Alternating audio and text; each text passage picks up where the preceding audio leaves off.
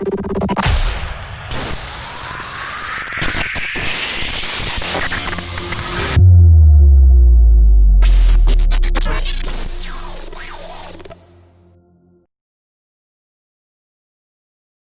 everyone, so 2020 sucked, but underneath the chaos and mayhem, ingenuity, creativity and technology were being used to address the biggest issues facing businesses today.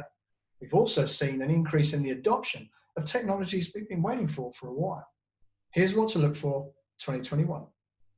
First is our ability to create collaborative, real-time, real-world simulations, in this case, using Omniverse from NVIDIA. Now, NVIDIA are primarily focused on that collaboration happening within a 3D production pipeline, but it can equally be applied, and we have the skills to apply it to create real-world simulations and collaborative experiences between brands and customers. And when you see that level of detail and realism, it's easy to understand this is just as impressive on a flat screen as it is through a headset. Now, there's a theme running through today, which is very much the end of distance. And that's really true here. Imagine this applied to fashion, to cars, to interior design, just to reel off some obvious examples. Think design processes in manufacturing lines. Think collaborative customization of products and places. Think group collaboration and exploration. Second, look out for artificial humans. Not like that though, more like this. This is a result of three very different technologies, all maturing and coming together at much the same time. The first of these is natural language processing, the means by which the system understands the context and the intention of what we say to it. Getting kind of used to this now in the use of devices such as Amazon Alexa, services such as Google Assistant. The second is speech synthesis, which is how the system talks back to us in a lifelike, recognizable human voice.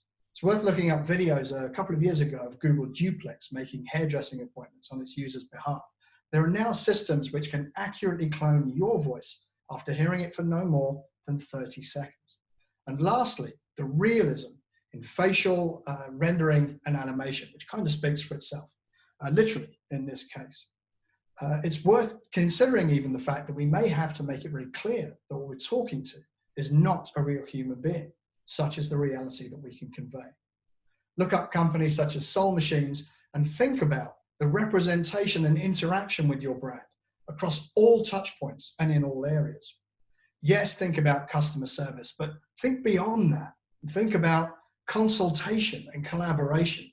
Think about diversity and ethics. 3. The various realities, mixed, augmented, and virtual, are all very much coming into their own. But let's just think about virtual reality for a minute. Reach has always been an issue for virtual reality, and reach is a function of price and quality. For anyone who has one of these, an Oculus Quest, has started to see how commercial virtual reality is starting to deliver on the promise of its experiences. Now, the new version of this comes out this month, the imaginatively titled Oculus Quest 2, with massive improvements in both price and quality. $299, we can start to see price points starting to drift towards a point where mass becomes possible and reach becomes achievable.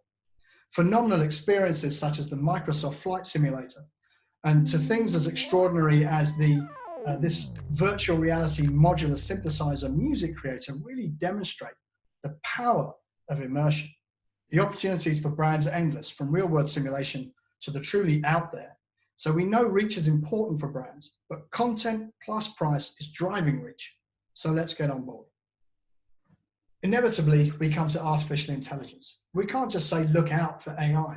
That would be looking out for the internet or for electricity. It's already such an omnipresent part of our lives.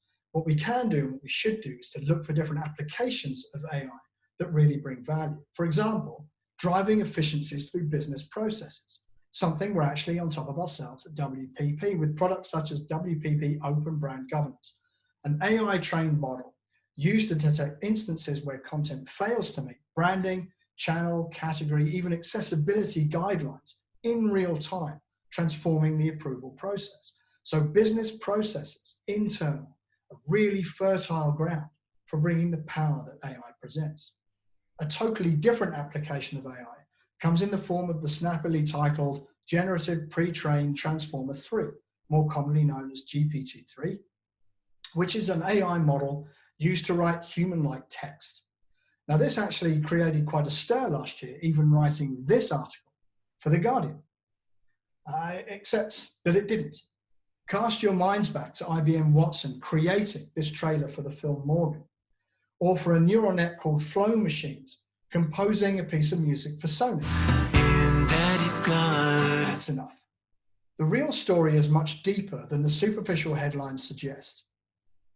Actually, what GPT-3 did was to create many, many versions of an article, excerpts from which were used by a person to form the final published piece. So this is not a story of AI superseding humans. This is a story of AI collaborating with humans in a creative context, which is a far more inspiring and positive story, and one which really should give rise to interesting conversations with brands in all fields. Lastly, a mention for 5G. Just really to bring up 2 points worth focusing on. One, 5G is not responsible for the coronavirus, and two, it's the thing that actually enables everything else we've talked about to happen anywhere, anytime, at scale.